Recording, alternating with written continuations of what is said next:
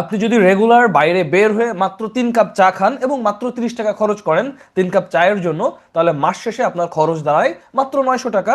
এখন এই 900 টাকা বা 1000 টাকা আপনি যদি আপনার 20 বছর বয়সে সেভ করা শুরু করেন মান্থলি, তাহলে 60 বছর বয়সে গিয়ে আপনি সেখান থেকে 1 কোটির উপরে টাকা জেনারেট করতে পারেন। ব্যাপারটা আসলে এতটা দারুণ। আমরা আমাদের জীবনের ছোট ছোট খরচগুলোকে খুব একটা বেশি প্রাধান্য দিই না এবং ইনভেস্টমেন্টে নিজেদেরকে এই নজরটা রাখি না।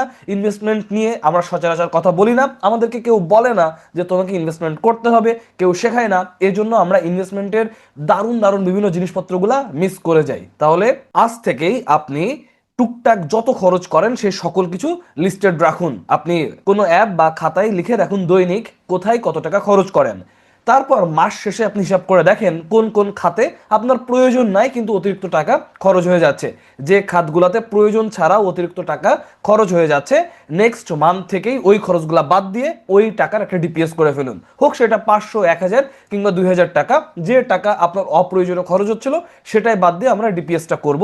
অ্যান্ড এইটা আমরা মোটামুটি পরবর্তী লম্বা সময়ের জন্য রান করব। এতে করে কি হবে, পরবর্তীতে যদি আমি কখনো কোনো প্রবলেমে পড়ি কিংবা যখন আমার বয়স শেষ হয়ে যাবে, আমি রিটায়ার করে যাব, ওই অল্প করে জমিয়ে রাখা টাকাটা সেটা আমাকে তখন অনেক বড় একটা বেনিফিট দিবে, অনেক বড় একটা অ্যামাউন্ট আমাকে দিবে, যেটা দিয়ে পরবর্তী জীবন আমি মোটামুটি নিশ্চিন্তে ভালোভাবে চলতে পারবো।